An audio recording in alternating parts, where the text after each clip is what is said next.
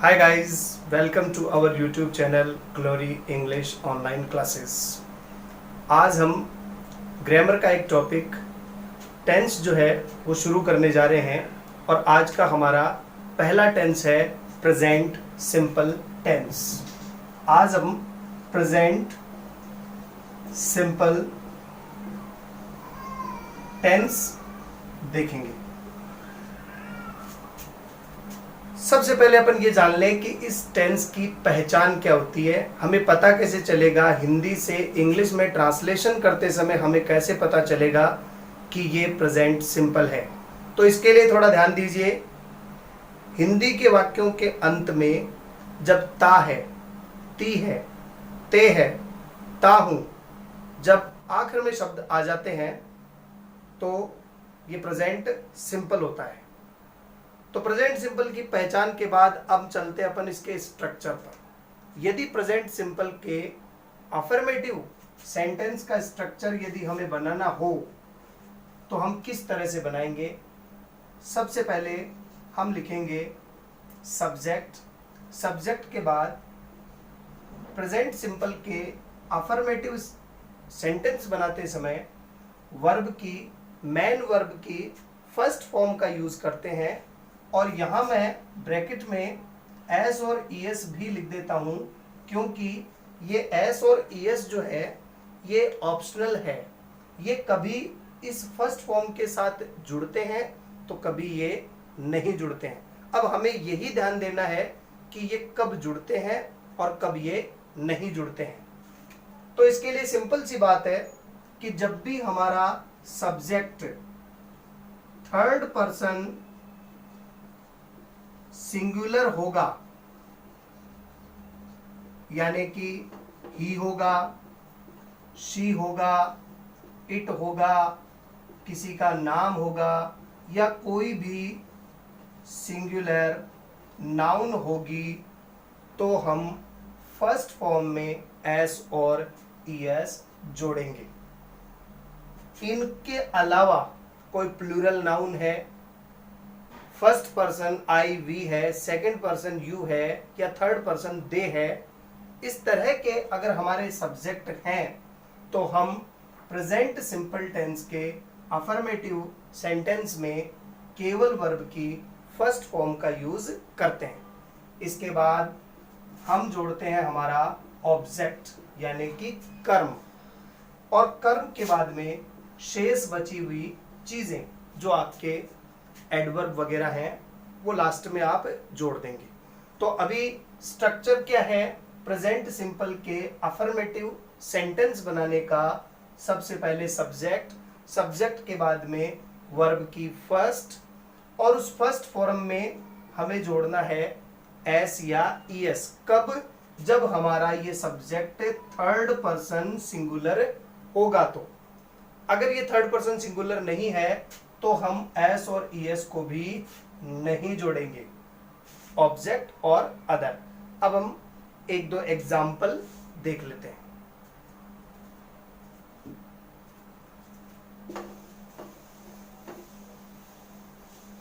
जैसे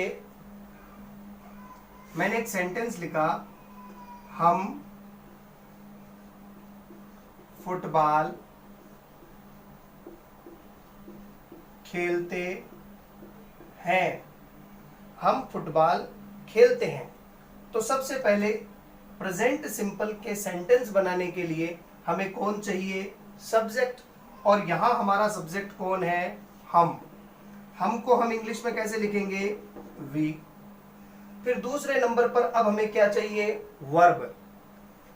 हम जो है वो काम क्या कर रहे हैं? हम काम कर रहे हैं खेलने का, इसलिए हम लगाएंगे यहां वर्ब फर्स्ट फॉर्म प्ले। अब आप यहां थोड़ा सा ध्यान कर लें कि आपको एस जोड़ना है, एस जोड़ना है या नहीं जोड़ना है। यहां हमारा सब्जेक्ट जो है वी प्लूरल है, इसलिए हमें एस और ईएस जोड़ने की जरूरत नहीं है, इसलिए हम सीधा लिखेंगे वी प्ले। और इसके बाद अब हमें क्या चाहिए? ऑब्जेक्ट। यहां हमारा ऑब्जेक्ट कौन है? फुटबॉल, क्योंकि हम खेल रहे हैं। लेकिन क्या खेल रहे हैं? हम फुटबॉल खेल रहे हैं। तो यहाँ हमारा ऑब्जेक्ट कौन है, फुटबॉल। तो वी प्ले और हमने लिख दिया फुटबॉल। तो ये सेंटेंस बन गया, वी प्ले फुटबॉल, हम फुटबॉल खेलते हैं। यदि हम इसमें थोड़ा सा और जोड़ दें कि हम शाम को फुटबॉल खेलते हैं, तो यहां शाम को जोड़ दिया, तो अभी वी प्ले फुटबॉल और हम आगे जोड़ देंगे इन द और इवनिंग, आगे हमने इन द इवनिंग और जोड़ दिया। अब हम एक एग्जाम्पल ऐसा लेंगे जहां हमारा सब्जेक्ट जो है वो प्लूरल नहीं होगा, बल्कि वो थर्ड पर्सन सिंगुलर में से एक होगा। जैसे यहां अपन दूसरा एग्जाम्पल लेते हैं,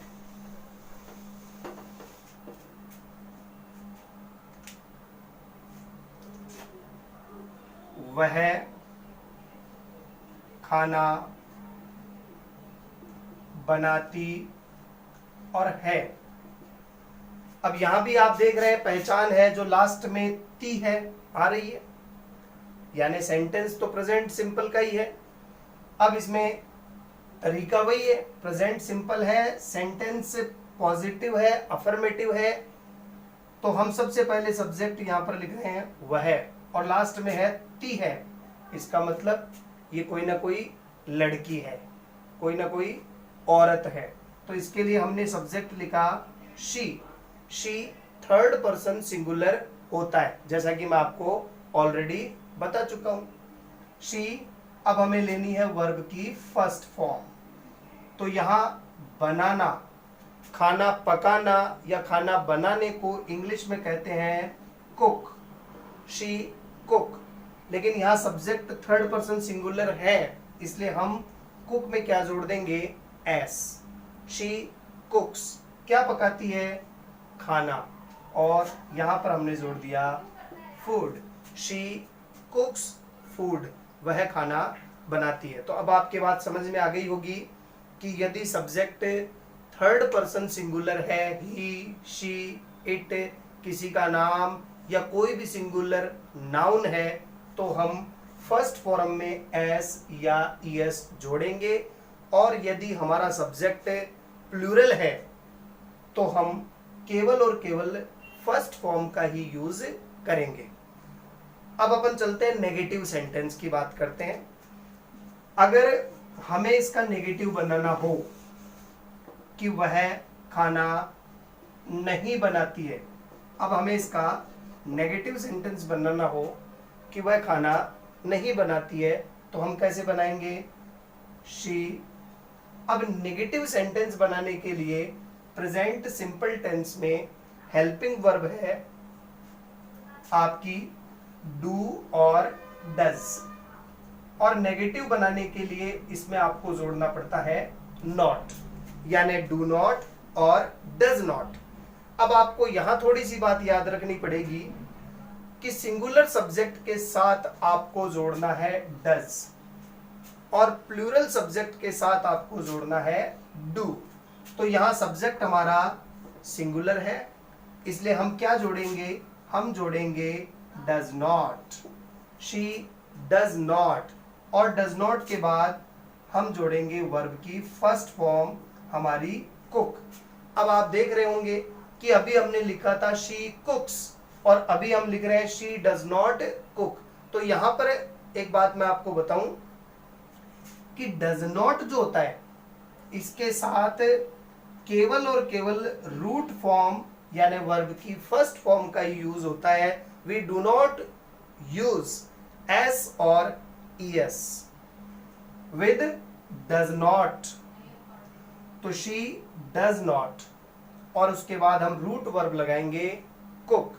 शी डज नॉट कुक और फूड, वह खाना नहीं बनाती है। अभी हमने एक सेंटेंस लिया था कि हम फुटबॉल खेलते हैं, अगर उसकी इंग्लिश बनानी हो तो वी। अब सब्जेक्ट प्लूरल है तो वी, और वी के साथ हम क्या जोड़ेंगे, डू नॉट। प्लूरल सब्जेक्ट के साथ डू नॉट, तो वी डू नॉट, और ये हमने जोड़ दिया प्ले, और ये जोड़ दिया हमने फुटबॉल। तो we do not play football. तो अभी आपके इतनी बात समझ में आ गई कि सिंगुलर सब्जेक्ट होने पर डज नॉट और प्लूरल सब्जेक्ट होने पर डू नॉट का यूज हम करेंगे। ध्यान रहे कि सिंगुलर सब्जेक्ट के साथ अफर्मेटिव सेंटेंस बनाते समय फर्स्ट फॉर्म में एस और यस का यूज होता है, लेकिन नेगेटिव जब बनाएंगे, जब हम डज नॉट का यूज करेंगे तो उसके साथ हम केवल और केवल फर्स्ट फॉर्म का यूज करेंगे, हम उसमें एस और यस नहीं लगाएंगे। तो गाइस इतनी बात समझ में आपके आई होगी। यदि आपने अभी भी मेरे चैनल को सब्सक्राइब नहीं किया है तो जल्दी से चैनल को सब्सक्राइब कर लीजिए। मिलते हैं अगले वीडियो में। Thank you.